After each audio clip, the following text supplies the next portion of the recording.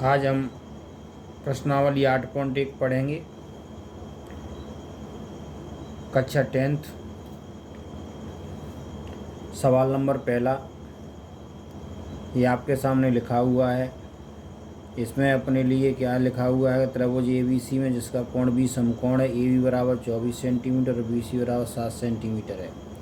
तो अपन को निम्न के मान ज्ञात करने, पहले और दूसरे दोनों सवाल इसमें दिए। अपन ने एक समकोण त्रिभुज बना लिया। इसमें अपन ने BC और AB जो सवाल में दिए थे उन भुजाओं के अपन ने क्या है यहाँ नाम लिखकर उन्हें की भुजाओं की मापें लिख दी।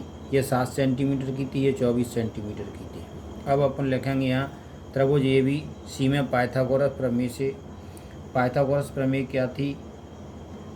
कर्ण का वर्ग बराबर लंब का वर्ग धन आधार का वर्ग। इसमें कर्ण AC है, लंब BC है और आधार AB है।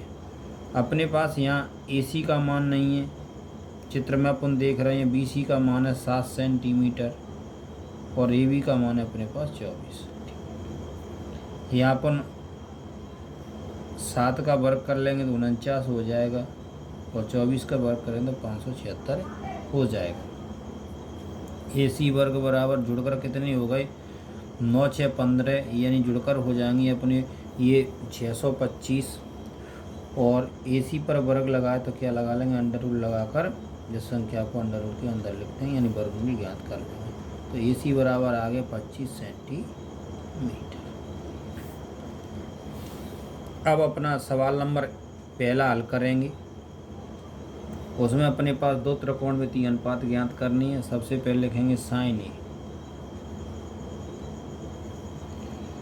ए। साइन थीटा क्या होता है? लंब बटे कर्ण। लंब कितना है? 7। कर्ण कितना निकला है? 25। यानी यहाँ लिखना चाहो तो अपन 25 सेंटीमीटर लिखते हैं।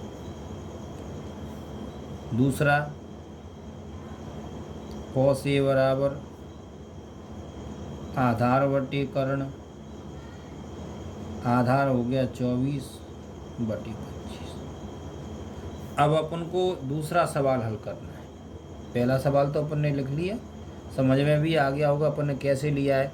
पाइथागोरस प्रमेय अपन ने छोटे क्लासों में भी पढ़ी है और मैंने अध्याय 6 में भी अपने वीडियो में पढ़ाई है। तो पाइथागोरस प्रमेय का पहले अपन को सूत्र लगाना है और सूत्र में जो समकोण त्रिभुज में जो भुजाओं के मान दिए उन मानों को रखकर अपन उनका वर्ग करके उनको जोड़ लेना है। ठीक है। फिर जैसे ही अपन को सवाल एक हल करना है, उसके लिए अपन ने साइन ले लिया, साइन का सूत्र लिख लिया और इसमें भुजाओं के जो मान थे वो लिख दिए। इसी प्रकार अपन सेकंड का करेंगे। ये सेकंड में लिखा है साइन सी। साइन सी है तो वही लंब बटे कर्ण, लेकिन यहाँ थीटा बदल गया। थीटा पहले ये था, वो क्या है? सी। तो मैंने तुम्हें बता दूं कि जो ये थीटा है तो थीटा के सामने वाली भुजा हमेशा क्या होती है? लंब होती है। यानी इस चित्र में यहाँ थीटा क्या ए है तो BC भुजा इसके लिए लंब होगी। अब यहाँ C हो गया तो इसके भुजा के लिए क्या होगी? A भी लंब होगी। तो चाहो तो अपन एक छोटा सा चित्र और बनाकर देख ले भली, चित्र से अपन को क्या क्लियर हो जाएगा। देखो मैं एक चित्र और बना देता हूँ इसी प्रकार का, छोटा सा, ज़्यादा बड़ा नहीं बनाना।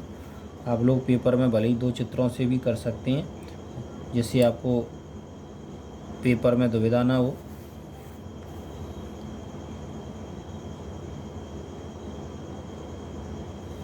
ये मैंने एक दूसरा चित्र और बना दिया, ये समकोण लिख दिया। अब यहाँ थीटा क्या लिया है अपन?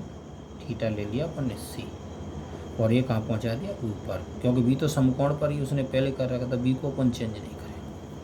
AC का मान कितना आया है अपने पास? 25 सेंटीमीटर। और प्रश्न में BC कितना था? BC 7 सेंटीमीटर था और AB कितना था? AB था 24 सेंटीमीटर। अब और आसानी से इनके मानों को निकाल सकते हैं, क्योंकि थीटा अपना अब कहाँ आ गया? यहाँ नीचे आ गया। अब इसके सामने वाली भुजा क्या होगी? इसके लिए लंब होगी। जैसे कि अब अपने इसमें क्या लिखें? लंब कौन सा हो गया?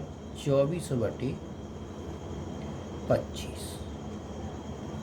और यहाँ कॉस C के लिए वही आधार बटे कर्ण यानी ये भी क्या कितना हो जाएगा अपने लिए 7/25, क्योंकि अब आधार कितना हो गया 7 सेंट, पहले आधार कितना था 24 सेंटीमीटर। जब थीटा बदलता है तो लंब भी बदल जाता है। तो ये अपना पहला सवाल था, मैंने बड़े सिंपल तरीके से कराया है। जहाँ भी समझ में नहीं आया मुझे कमेंट बॉक्स में पूछ लें। अभी मैं एक दूसरे नंबर का सवाल और